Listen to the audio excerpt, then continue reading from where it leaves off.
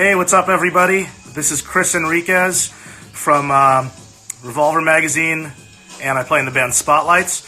Welcome to another episode of Age of Quarantine, a little series that I started on my personal Instagram channel a couple days ago, and we actually interviewed a couple artists. Let's just stick with the St. Vitus channel, though. This week we actually interviewed Brian Cook from Russian Circles on Monday, and my co-host David Castillo, who was the head talent booker at St. Vitus, did that interview.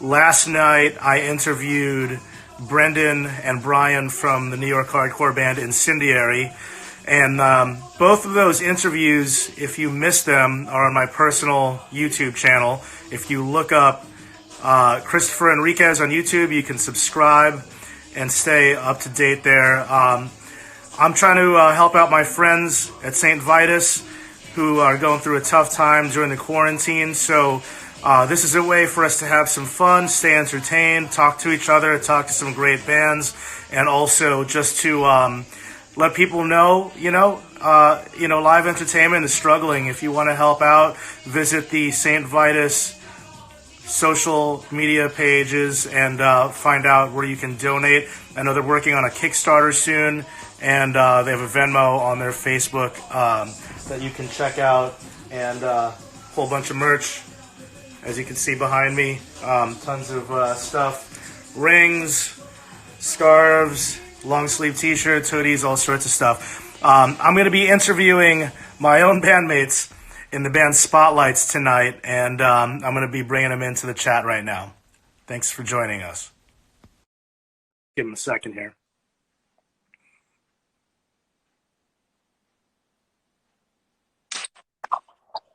Hey! Hey, what's going on? What's up?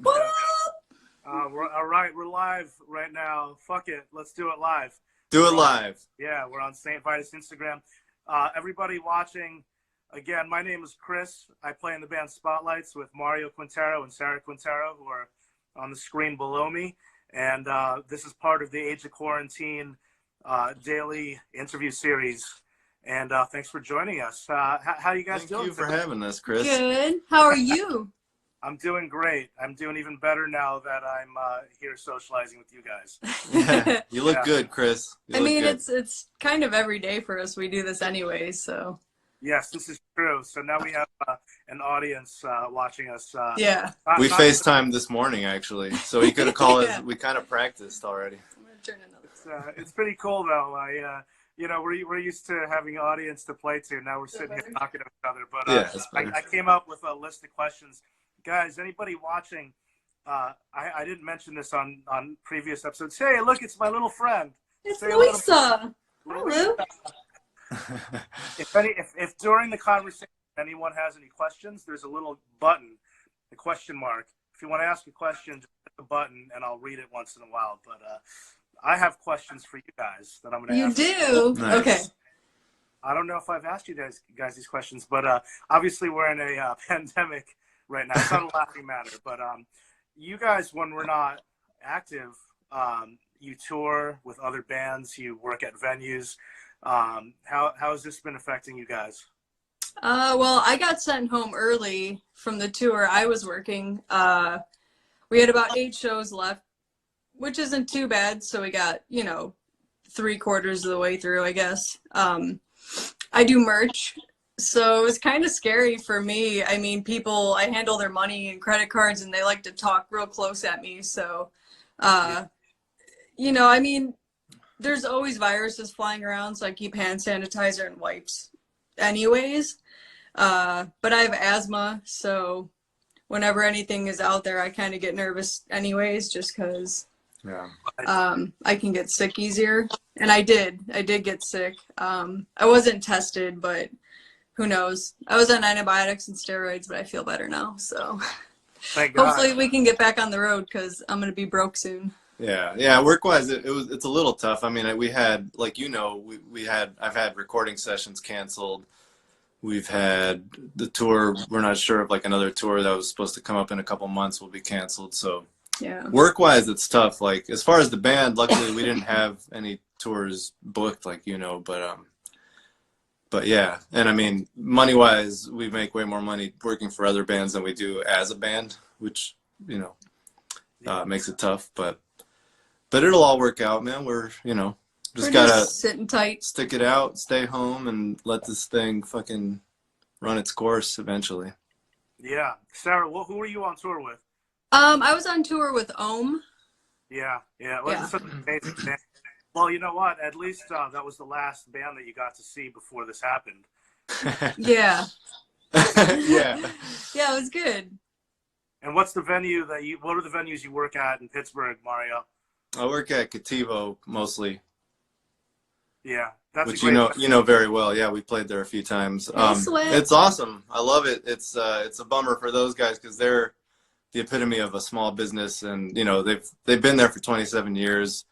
As the guys in Vitus know, it's not easy to run a venue. Never mind like a bar, and in Pittsburgh, there's a ton of venues and not a lot of people to actually go around. So as far as I know, they're sticking it out and they're doing okay. Luckily, I think they might be doing some takeout food to kind of keep things going, but they've been there for 27 years and have dealt with other shit. So I think they know what they're doing, and they'll keep going strong once this is all over. Yeah, I'm gonna go to some questions, and then we'll move on to some of the questions that I prepared. I have questions for you too.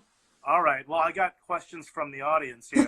First one from one of the Richies. I don't know if it's Chad or Aaron. It's Joker Stats Guts is asking. This is.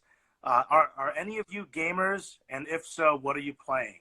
I've been playing Super Mario Bros. On the Wii because that's pretty much all I can do right now because of my asthma. What about you, Mario? Well, I've never been much of a gamer. Like when I was little, I was really into like the original Nintendo when I was, I think, maybe 9 when it came out, 10. Maybe 10 or 11, and I did that a lot. But like, I've never been a crazy video game guy. I think Sarah has done more. In high school, I was really obsessed with Resident Evil on PlayStation and Riven. Yeah. And when I was younger, I played Zelda and Star Tropics on Nintendo a lot.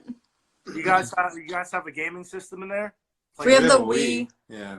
Oh, that's good. Yeah, that's a good time to have one. I used to like Nintendo, and I did a lot of Tetris on the Game Boy, did Mario Brothers and Mike Tyson's Punch Out. But hell yeah.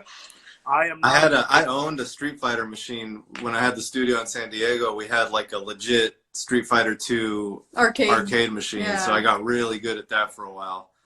But that was about it. Yeah. Okay, and the next question comes from Anth. I don't know how to pronounce this. It's Anth. Anyway, they want to know, I need new music recommendations. I love Spotlights. What do you got? I'll let you guys go first. Ooh. Listen to Mew if you haven't already. Mew, MEW. Yeah. Damn, I don't know. We're horrible with music. We don't know anything about music. Hell yeah, Power Trip. Power Trip. Oh, there's a lot of stuff that we share in common. I mean, yeah, I've been listening to Gojira a lot lately. Gojira a lot. Which everybody kind of knows, but they're fucking incredible. I listen to the same shit that I've listened to for the last 25 years, so it's not. Yeah. I mean, we love Life and Times and Shiner. Yeah, Life and Times are always a plus. Every time I'm asked this, I always draw a complete blank. I can't remember. Yeah, there's so much that I love from all genres, Yeah. I've been listening to a lot of Bjork. Oh man, Bjork is amazing. Bjork actually, I wasn't there, but she performed. She did DJ, a DJ set at St. Vitus. I missed that. Right. I remember that. I was really upset that I missed Gojira at St. Vitus too. That's something I really. Yeah, me too. We missed it too. Yeah, absolutely. And that's the thing that sucks about working tours is I miss a lot of shows, but yeah. It's all right. It's, Lisa is asking a question that kind of ties into the Bjork thing, and I'll kind of bring it all together. But she wants to know how the band found each other. Well, I guess Sarah and I found each other first, but not as the band, in San Diego. What was that? 2006, 2007? Yeah. We met as friends, and I was recording her old band Marisol in San Diego, and we kind of met through that. And a couple of years later, we ended up getting together and dating, and yeah, that's how we found each other. But then through that, we always wanted to play music together, her and I. So we wrote a song kind of spontaneously at our studio in San Diego, and that was kind of like the start of Spotlights. That song, it's actually on our Bandcamp still. You've heard it before, I think, Chris. It's 0509. What? 050809. 050809. Yeah.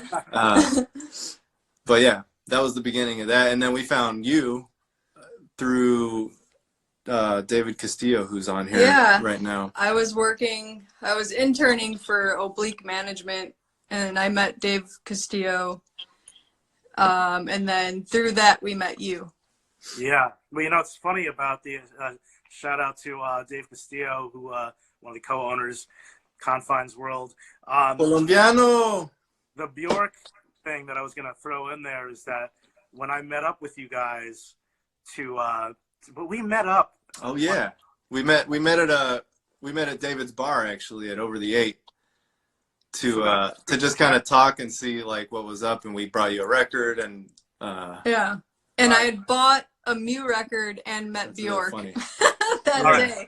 Sarah, let's tell that story. I'll tell my part first, because we both were at Rough Trade separately. We didn't know that we were there, but I went to Rough Trade to go record shopping, and I was getting a coffee and turned around, and before I even could get the words out of my mouth, I was about to ask the barista if that was Bjork.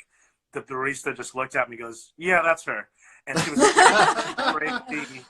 this crazy outfit. And I forgot that you saw her that day too. Yeah. So. Yeah, and then I met up with you. The first thing that you said was that you had a similar experience. Mm-hmm. Yeah, so you were at car walking around. Yeah, I think I was doing hospitality at Music Hall Williamsburg right before that, and I wanted to see if Rough Trade still had a copy of And the Glass-Handed Kites by Mew from Record Store Day, which they did. And as I was leaving, I saw Bjork sitting drinking coffee, and I had to tell her how amazing she was very shortly. I've never gotten to see her live, so it was pretty awesome to tell her, what an inspiration she's been on my life. So. Oh man, I'm such a big fan. And then we met you. That's fun. Which actually links to the question we're getting right now from @SweatMusic. Sweat Music. What's up? That's a good band. Everybody should listen to. We played with them, Chris, in Detroit. Right, Sweat Music. Thanks for watching. What was your all-time favorite tour? Was it Deftones? No, the Melvins. Yeah, probably my all-time favorite tour. I mean, that was they're all amazing. They all have their pluses. Yeah. But like we've had really fun tours, like that Life and Times tour that when we co-headlined with Life and Times when we played with Sweat in Detroit. Yes. That one was that run incredible. Was good. Our summer run with Vampire was amazing. That's in my top few because it's like, and I always say this in interviews too, like all the big support tours that we've done are awesome, but it's just like those are more like bucket list moments as a band and people. You're like, holy shit, we get to be on these stages with our heroes, basically, which is like things that you never thought would ever happen in your life that happen. But as a band, as like a working band, there's nothing more satisfying or gratifying for me, at least, than when you actually headline a show.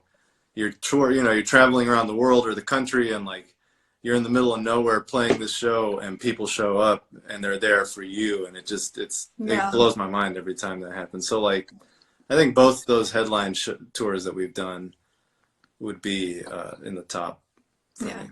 Yeah, I agree with you guys. It's hard to pick one. I actually, I'm lying. I might, for me, I might go with Quicksand and Glassjaw, even though Yeah, that was crazy. That was incredible. Yeah. That was just something very special because I grew up watching those bands like around here. Yeah. Again, though, for us, it's like, for me, it's this, those moments are so surreal that like, it's different than just being on a tour as a band. You know what I mean? I don't know. There's something, of course, favorite wise, it's just, I guess, relative as how you look at it. I don't know. Yeah. We're going to go back to taking some questions. And while we were on the topic of new bands, I should not only mention Sparrow is on here. You just recorded Sparrows. Oh, yeah. What's up? Hey, guys. So everyone I got to let Boris in. That's another band everybody should check out. Sparrows from Toronto. They're fucking incredible. Yeah, check out Sparrows. Check out Vampire. Check out, somebody said Paul Bearer, but Paul Bearer always. Hell yeah. That Paul, it was a very short tour, but that was one of our favorite tours too. That was so much fun. Yeah. We got a question for Sarah. Yo. Sparrows wants to know why, what did they say here? Let me just find it. Can Sarah explain why she has a wah setting on her H9? Actually, I was wondering that too. I don't even think she knows that.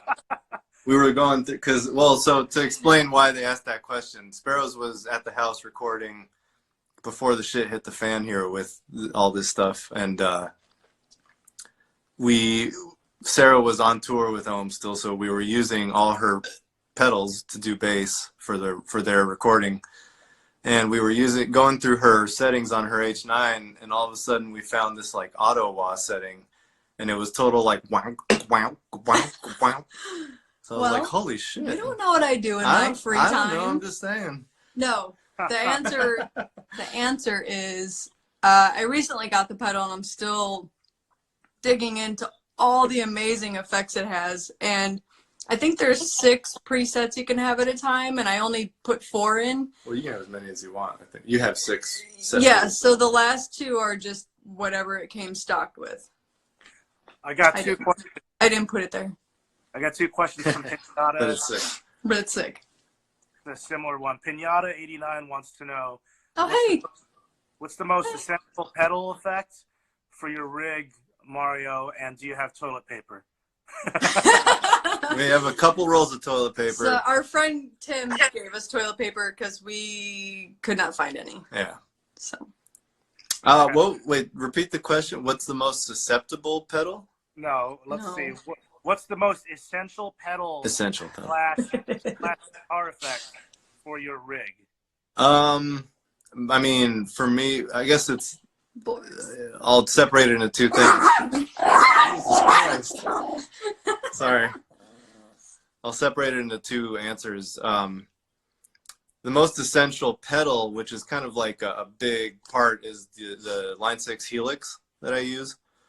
It's not just a pedal, I guess, but it's a, kind of a multi-effects modeling unit that I use for everything. I run all my distortions are on there. Most of my modulation effects and stuff like that are on there. And I run my vocals through it. I trigger the click that runs to you. I trigger that from there. I trigger all our samples from there. And it basically does everything for me. But then my most essential effect would be obviously distortion. I think I use the OCD clone or model that the Helix has, which is awesome.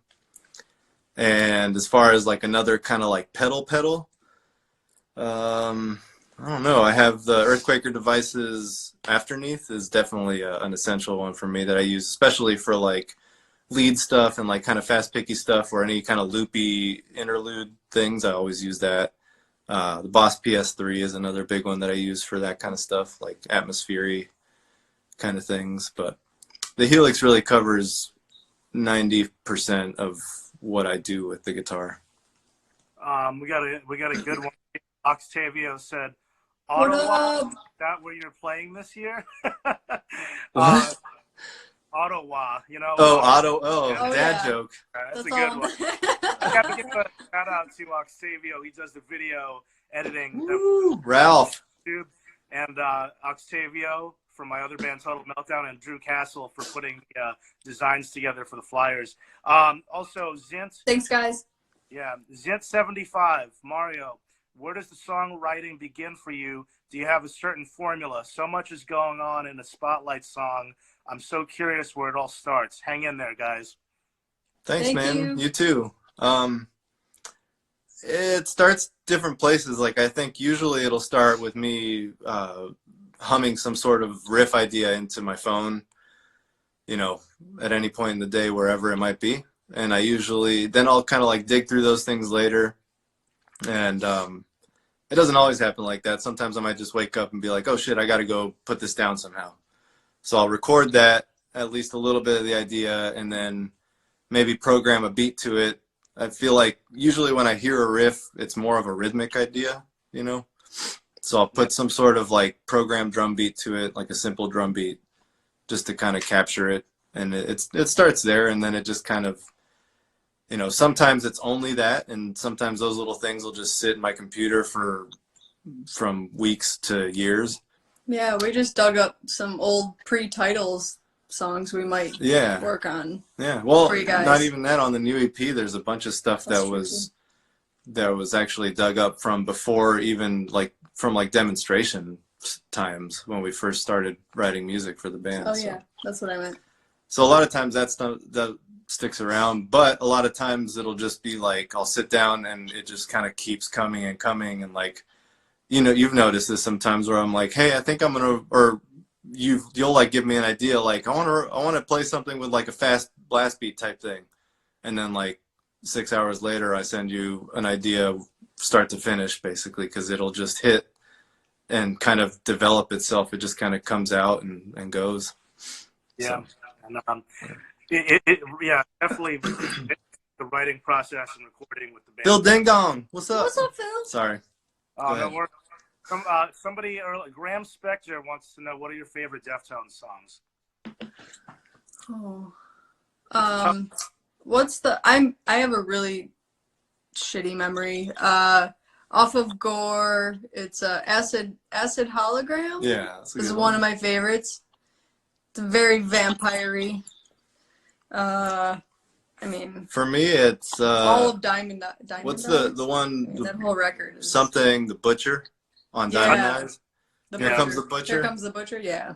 That's a fucking awesome song. That, and I think it is called Diamond Eyes. The first track on Diamond Eyes, I think, has to be Cherry Wave. Is it Cherry Waves? No, that's on a different record. What's that song?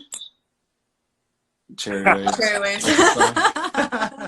Actually, my favorite Deftones song is probably Minerva, off of the. Good one. I think that's the self-titled record. Yeah, I think you're right. It's a tough one. I just really couldn't tell you. I mean, all the classics, you know, Digital Bath and Passenger, and it's too hard to pick one. But yeah, man, their drummer Gabe is like insane. Love you, Gabe. Yeah. Well, you know, I had a couple of questions myself here. When did you guys move to New York, and what impact did being here have on the band? I know it was a big change. Obviously, this is where we met. Hold on, our beautiful booking agent, or ex-booking agent, but best friend.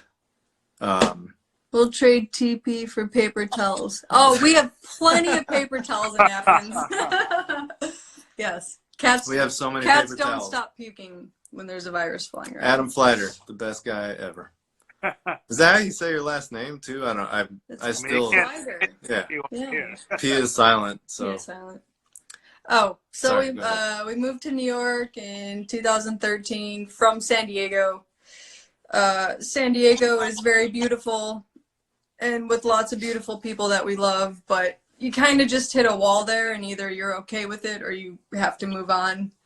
So we chose New York because we just know that networking there and working hard actually gets you somewhere in that city, which it does. People there are amazing if you are willing to bust your ass and do it, you know? Yeah. I mean, it was a big move for us, and I I mean, I think any change is always good. You know, Change your both mindset. Sarah and I have kind of moved around so much since we were like 18, basically.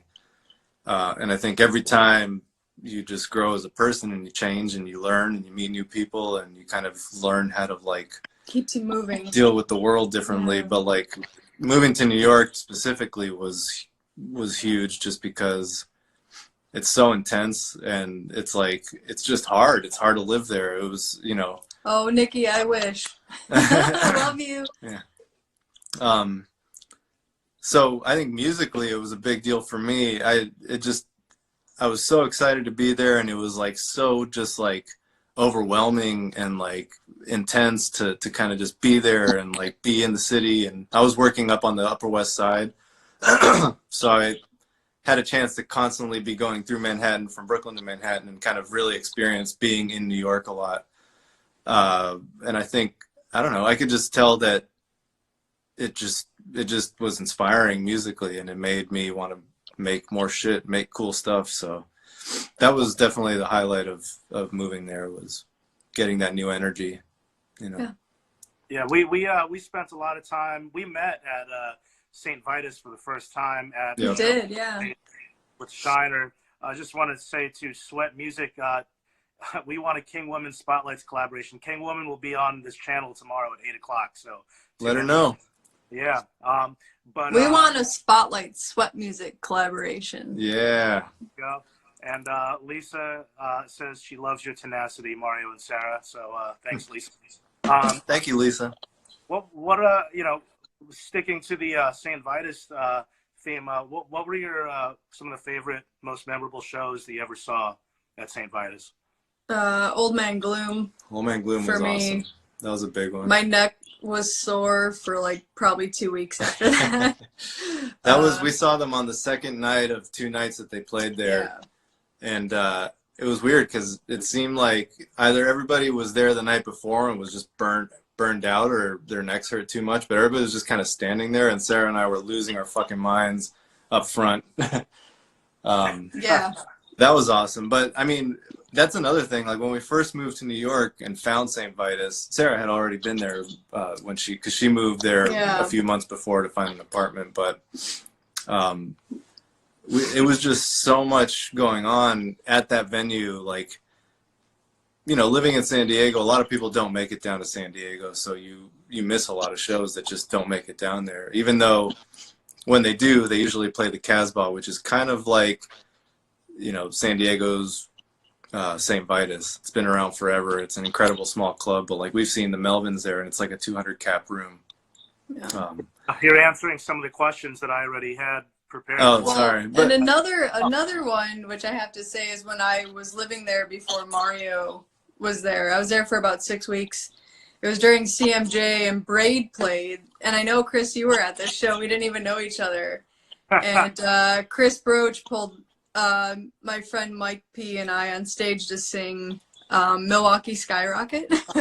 So that was one of my favorite shows ever, because the venue is just so cool and inspiring, and to get up there with my friends and sing a song was awesome. Yeah, but we saw Russian Circles was one of the first shows I got to see there, and I had never gotten to see them, and it blew my mind.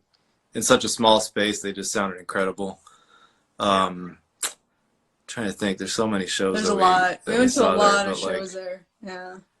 Yeah. Well, I was at the Braid show, and I remember I saw you singing, but I it's such a blur. I remembered a girl on stage singing. That's funny. Yeah. I think that you were on stage left, and I was facing that. I was stage right, so it would have been your actual left. Yeah. It's funny, like last night I asked the same question to Brendan from Inspiry, and he put Braid as one of his top 5 shows. So yeah, they're amazing. So far, the consensus has been Braid has been mentioned twice, and Carcass has been mentioned. Nice. I'm really bummed I kept missing Corrosion to Conformity. They were there so much when I was on the road, and, you know, Reed passing away, it's such a bummer. Yeah. To not see that. So that's one that I'm sad that I missed, because I love that band. Yeah. I watched the your interview last night with I forget the guitar player from Incendiary. I watched the first half, and he mentioned that hum show, the underplay they did there. I wish I could have seen that. Yeah, I think we were on tour for that.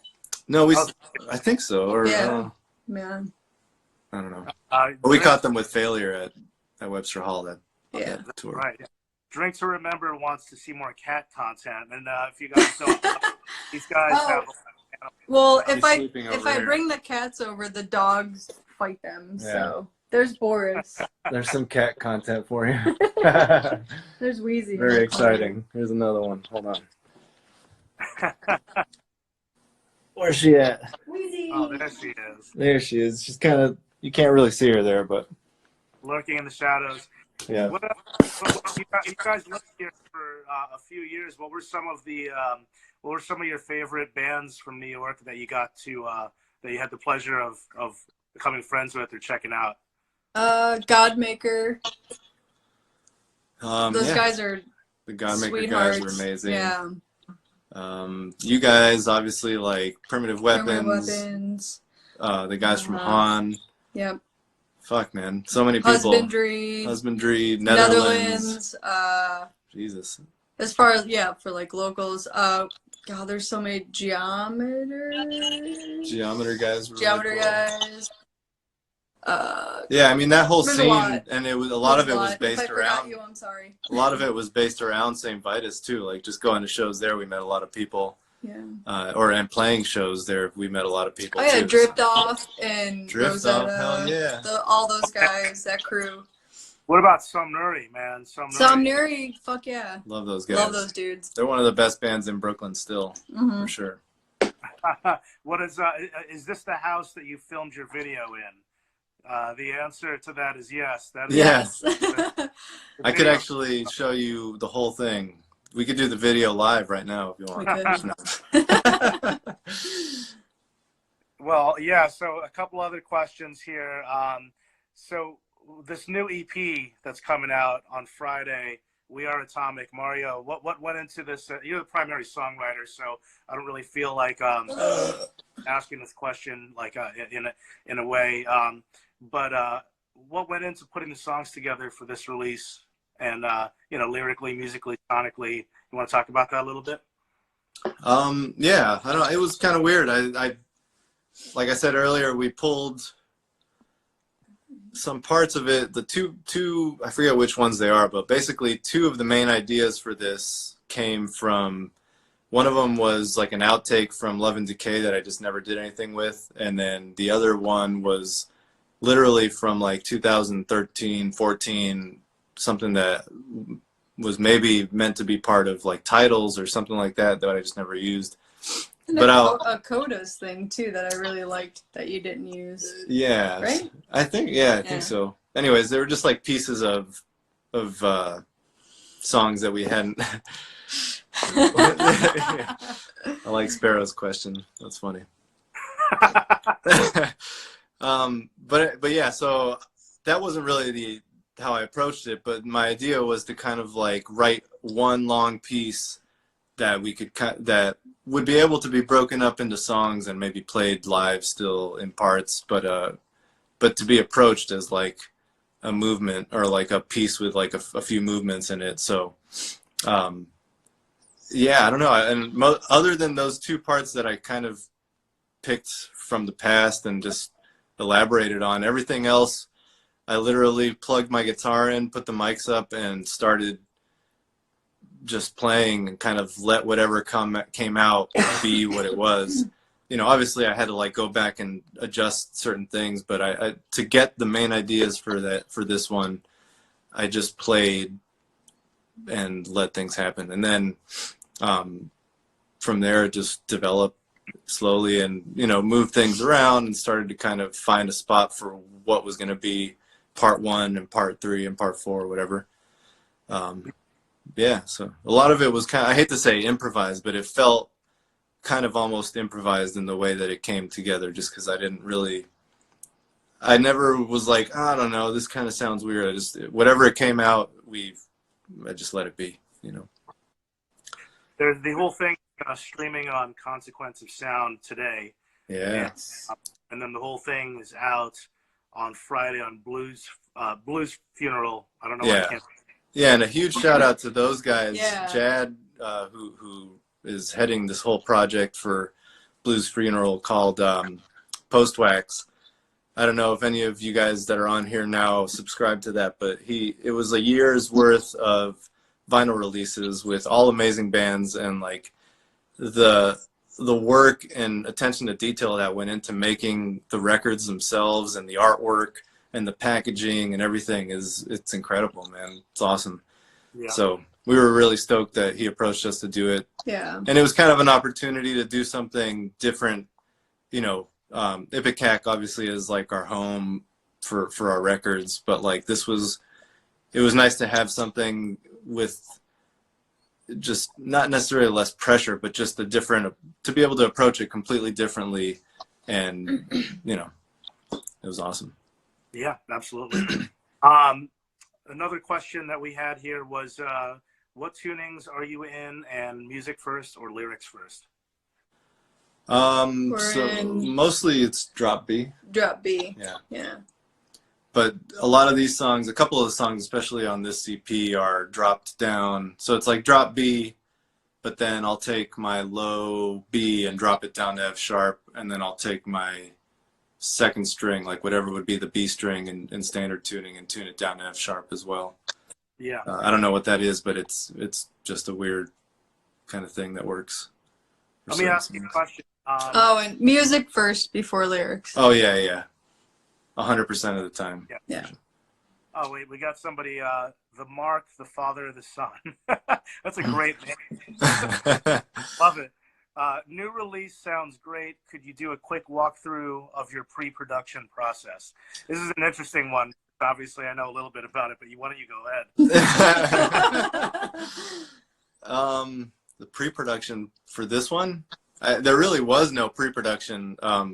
We had a deadline that was getting very close. Yeah. So it kind of lit a fire under our asses. Yeah, it was to get it done. Basically what I just kind of like explained of like the process of how I just sat down and started putting it together is what it was, and that is the recording. We recorded it here in our house at our basement downstairs. And I mixed it here and mastered it here, and it was like, I don't know.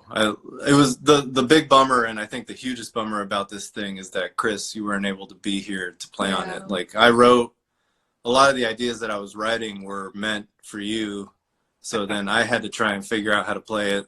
You're just saying that to make me feel better. No, I'm serious. Kidding. You can. I even heard it. Sarah was like, when we were listening to it, she was like, "That sounds like Chris." I was like, "Well, yeah, you know." So, but that was a big bummer. But I think it came out okay. I'm happy with it. But we always like to have you on things. Well, we live in different cities, in case people don't know that. So right. These we're in Brooklyn. They're in Pittsburgh. I'm in Brooklyn. But thanks for your question and for the compliment there. So you guys obviously not only do we tour, but you travel with other bands and do stuff. What are your favorite venues out there from like traveling and just like being all over the United States? So much? The Pyramid Scheme in Grand Rapids. Love that venue, love that crew. Those people are amazing. Saturn in, I believe it was Birmingham. Oh yeah, we haven't played there, but it was amazing. Let me double check. Sure. I don't know. We've really had some good ones. I like Record Bar in Kansas City is a big one. Yeah, Saturn in Birmingham. That one's always real fun. Shit. The reason I asked that question is because it's good to let everyone know about the cool venues out there that probably need help. You know what I mean? Hell yeah. I mean, everyone's going to need help real soon the longer we can't work. So, I think if we just kind of spread the love around and help each other out. Yeah, we're all in it. So it's like, there's no real, we're all dealing with the same thing to an extent. I think the more important thing is let's deal with this now, get it over with, and then when it's over, remember this moment and go to shows and support your local businesses and be good to each other, and fucking remember what's going on now when it's over, because I have a feeling when it's over, everybody will be like, oh, okay, back to normal. Let's go talk shit on the internet and fucking pretend to support things that we're going to support and then not support them. So yeah, no, absolutely. And I would like to see a lot of like what I call middle class bands start touring together more, instead of bands that always just kind of stay in pockets with each other. Which is what we try to do, but it's hard with tour schedules, obviously. But I would love to like start getting families of bands together, because I think that just makes the music community grow, and it'll make everyone become more friendly and support the mid-level venues that need the support more than anything, Definitely. Like the 150 to 300 cap rooms, those guys need, us to be there for them too. Absolutely. You reminded me, speaking of community of bands. Bears in Bears. In Shreveport, Louisiana. Sorry, it just came to my head. Sorry. Oh yeah, that's a good place. And also Golden Pony and Golden Pony. Oh, that's our home for sure. I wanted to. So we're talking. You mentioned a community of musicians, and we were talking about new music. And one glaring one that I skipped is Spilacopa, John LaMacchia. Oh hell yeah! Yeah.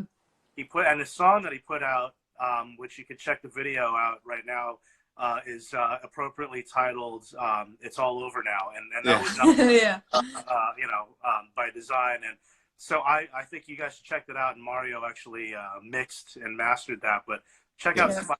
I couldn't recommend that single anymore. Oh yeah. And John, as a person, as a human being, and we actually missed John when you asked this question earlier, but like one of the people, he is, and John no LaMacchia. shit, John LaMacchia is the reason.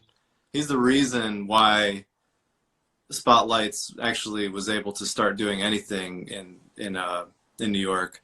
He gave me my very first show was for my solo project Codas at Lucky 13 in Brooklyn, and I met him. I forget. We met somehow via another friend at St. Vitus one night, and he was just a super cool dude. Talked to me, was like really open. I think he was playing with his two-piece that was at the time they were called Mourn, I believe. Okay. And anyways, he was just like super approachable and really nice. And I just found him on Facebook and hit him up and just was like, hey man, if you ever have a spot for a band to play, let me know, because we're kind of trying to start things up. And like 2 seconds later, he was like, can you guys play this?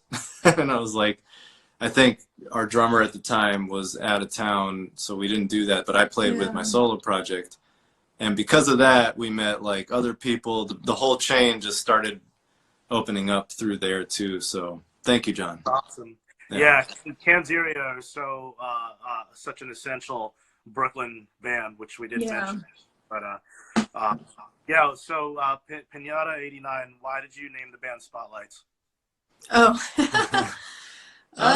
it's kind of a take on being in a place where it's funny because like at the time Facebook and all that shit wasn't as nuts as it is now, but it sort of is relatable to the sort of thing where like you're always just, you could say, well, this is kind of funny right now, but you could like say the wrong thing, let's say on the internet, and then all of a sudden this fucking spotlight is just shown on you like it's the fucking end of the world, when it's nothing. It really doesn't matter. So the name just kind of relates to, being put under the spotlight for no matter what you say or do or think or feel, as a human. It's the age of the internet. We're under the spotlight. Yeah. You can't get out of it. There's a personal note to all that whole reason, but it's it happened to us in a personal way, but is a more broad thing. That makes sense. And also it just kind of seemed like a name that would be people could remember, and it just kind of and it's simple, and we spit it out and we just left it and never changed it. Right. We were like, cool. I'm glad that it's an easy name. We didn't really think about it too hard. Yeah, I've been in a lot of bands with names that people cannot pronounce or remember. Yeah. Yeah. Juan Borges 98. wants to know, are you ever coming back to play at Miami after the quarantine? Dude, well, we've been working on it, so yeah, we almost hopefully. got there on our last tour, but it just wasn't able to happen. I grew up in Miami. I don't know if people know that, but like, I would love to go back and play there. We played Fort Lauderdale with the Melvins once, but we were still just a two-piece for that show. Yeah. But yeah, man, I would love to. I'd love to go back and play Churchill's. We're working on it, Miami. We promise. Yeah, we promise. So you better show up. Hell yeah, you better come out. Down there. This is what I'm saying. Like, when it's all over, you people better come out. Yeah, well, I never played in Florida with you guys. We just never end up there. Moongazer 88. It would be badass if you all did a cover of Flock of Seagulls. Which song? Which one? Space Age Love Song. I'm gonna check it out. Yeah, well, I mean, I know Flock of Seagulls. Yeah, I like Flock of Seagulls. They got good jams. I've been told I have a Flock of Seagulls haircut, but yeah, I mean, you need a lot more moves. Yeah, you need more volume. What about you, Chris? How does it feel being in a band with a married couple? Yeah, Chris. I've been in mostly bands with a bunch of dudes, and people ask me that question all the time. And obviously, you know, when you're in a band with a bunch of dudes, there could be a lot of testosterone and things that can blow up and get a little crazy, which I'm no stranger to. And so I'm glad that we don't get into fist fights with each other. We're not throwing bottles at each other. Yeah. So I guess for that reason, I feel lucky that we don't that kind of stuff. And I've never wanted to get into a fist fight with either one of you. So no. we had a guy. I'm just gonna tell a quick story. That was we played in Vegas with Quicksand and Glassjaw, and we decided to go walk around the casino and get a. Oh yeah, that fucking guy. Right around the time that. Oh, I forgot about that. Around the time that me and Mario started getting involved with like combat sports, and this guy he was kind of like a rich. He had a rich mom. He kept talking about his rich mom. He kept talking about his rich mom. He was basically like Donald Trump Jr. He was a little fucking. Yeah, he was fucking hammered. He was talking to you, Sarah. I don't know if he was flirting with you, but he was talking to you. I think he was trying to be funny, and then Mario, you got upset and took his wrist and kind of like kind of bent his wrist. Yeah, I put him in a wrist lock, and he got mad. That was good. Yeah, it was fun. He went to complain to security after that, and then got kicked out. Yeah, so we don't fight each other, but one other time, no. We were out hanging out at Union Pool, and some guy was talking to Sam, and I don't remember like he was like out of his mind on drugs. Yeah, he was just talking shit. And he just walked up to our table and started talking shit. Right. So I took I got upset and I took his jacket and put his jacket on him, and he goes, "What are you doing?" And I go, "Oh, I'm putting your jacket on you because you're leaving now." That's what I said. Good one. And I was like, "Hey man, if you don't want to die right now, you should probably leave." Since we're in shitty times, why don't we go to some good memories? What are your favorite memories of what are your 5 favorite memories of tours that we've been on? Let's go 3. Let's go 3. Ooh, yeah, 5's a lot. Yeah. I mean, we had a lot, but shit. When we had a race down from Connecticut to New Jersey on the Deftones tour, and it was your first show. That was a good and we were running late, and we all had to fucking pee so bad, but we were like, no. And we backed up the van to the stage at exactly our load-in time. Yep. That was probably... That was a good one. That was really good. And actually, that same show had a really good one because it was your first show playing with us. We were opening for Deftones in New Jersey in front of a bunch of your friends. And Abe, and I think, was Chino. It Abe and Chino? Like Abe on one side and Chino on the other side, just sitting there watching you like... That was good. That was a good one. Yo, I have a great memory. I got two. One of them is great though. We played at the same venue at Stone Pony with Melvins, and me and my friend were hanging out with Steve McDonald, the bass player, and some random guy that looked really young. Oh, he he looked like a teenager. He just really looked like a young kid. And then we left, and I don't remember how I figured it out, but we got in the car and I left, and I was like, holy shit, that was Josh, whatever his last name is, from the Red Hot Chili Peppers, the guy that was the guitar player who replaced John Frusciante. Right. Yeah. You mean the 12-year-old that we were talking to? I'm like, yeah, that's the guy. He was really nice. Yeah, he was super nice. Yeah. Really, I mean, I think one of there was a lot on this tour, but my favorite moments, and there was a couple times that this happened, but when we were on tour with the Melvins, for like half the tour, we were closing out the set with their set, playing Lysol with them. So Sarah and I would come out on stage and play the last song with them. And like, just sitting there, like, you know, feeding my guitar back and making all this noise and looking over and seeing Buzz Osborne looking right back at me doing the same shit. And he just gave me like a little wink and a smile. And I was like, that was one of those moments where it felt like I was in the audience watching this happen. You know, it's fucking crazy. Yeah, yeah. I was at one of those shows watching you guys do that, and there was a crazy fight. Oh, yeah. Yes. And, that was at Trees in Dallas. Yeah. Yeah, that's on YouTube. A lot of those are on Mm-hmm. YouTube. But, in a very Ian McConnell kind of way, kind of stopped the song and got very upset at the... I'm not your parents. Yeah.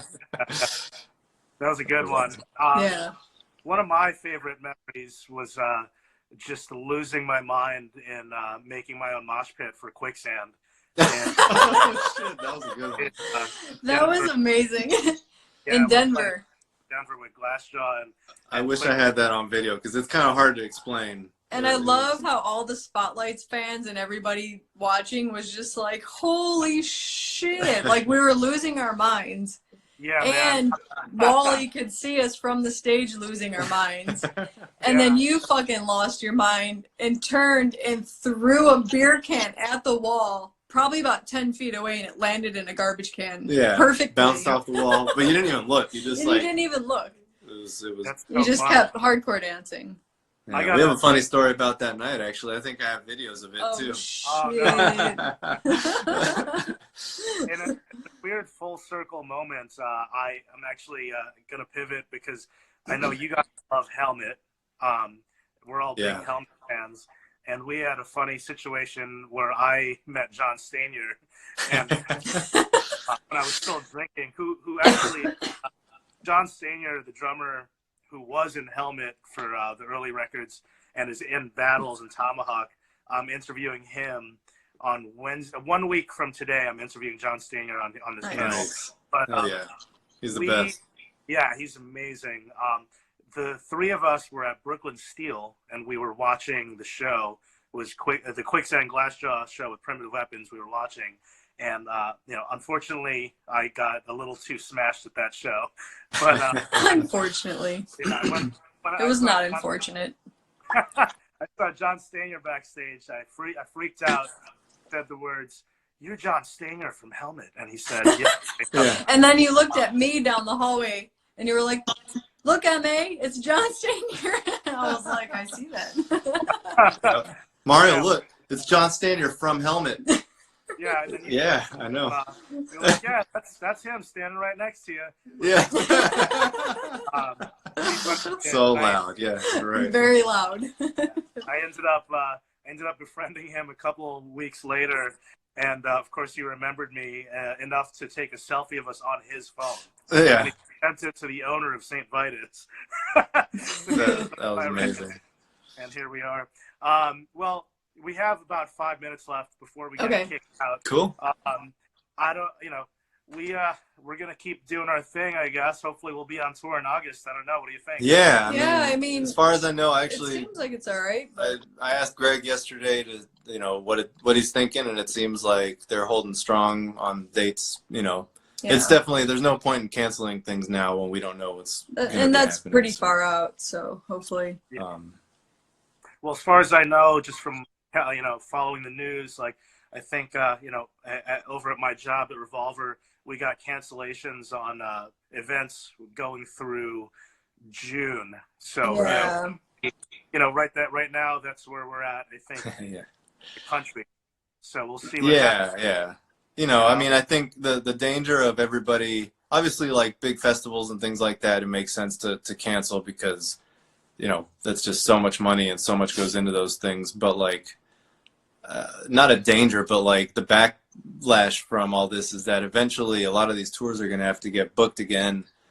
And it's going to be real tight and real tough for agents to like deal with that when it's time. So, again, buy tickets to shows. Yeah, come out and support us. Support your favorite bands and buy their merch. Yeah, absolutely. Juan Borges 98. Thanks for asking the question. It's a tough question to ask. I'm gonna say that my favorite drummer is Dave. I know that's a generic, but I would. He's a badass. Yeah. Well, I just love how you cut Mario off because there was a question about you.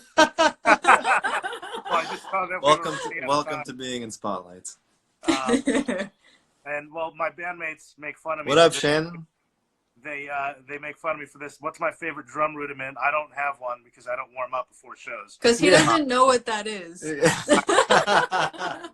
Guys, since we're gonna get kicked off in 4 minutes. Oh shit! Why? Oh, it kicks you off.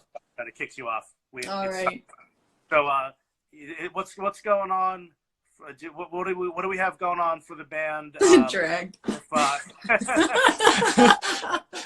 That's a good word. Assuming the tour doesn't get canceled, we obviously have the Korn Faith No More tour going on. What else do we have coming up for everybody? Well, you just have to wait and see. Yeah, I mean, the new EP comes out Friday. It's doing, from what I can tell, people have been buying the vinyl up pretty well, so that's awesome. Keep doing that because you're supporting us and the labels and the stores and Bandcamp and all that shit. So, we're messing around with some fun stuff here at the house that maybe we can throw out into the world. Yeah. While this all is happening, and get on a megabus, Chris. Come on. Yeah, come out, Chris. I think a round trip ticket's like $6. So. Yeah. I'm gonna use the last 3 minutes to just do some quick shout outs. Like, all right. If you guys, I gotta pee. I'm gonna say I love all you guys and thank you for being here and thank you for everything. Thanks for the support. Thank you, Chris, for doing this, killing it. Love you, Sarah. See you in a little bit. All right.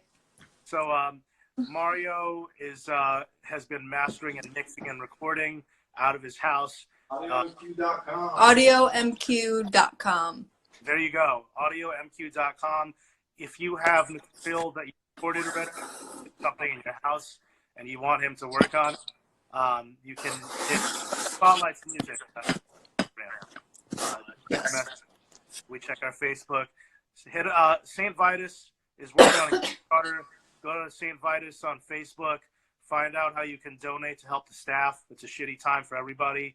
We hope what we get out of this so that everyone can go back to playing shows and having fun and doing all the stuff we love to do. And just like everyone was saying earlier, support artists and after this is over, let's all not take this for granted.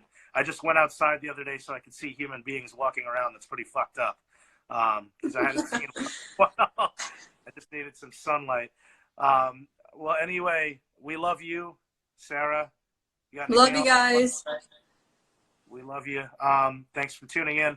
Tune in tomorrow, King Woman, 8 o'clock Eastern Standard. David Castillo will be hosting. This will be on YouTube later on if you missed the first portion of it. Thank you so much. Thank you, guys. We love you. Hopefully we'll see you soon. August. Stay safe. Wash your hands. Please wash your hands. Don't cough on each other. Yeah. Ever. Love you. Bye. Bye.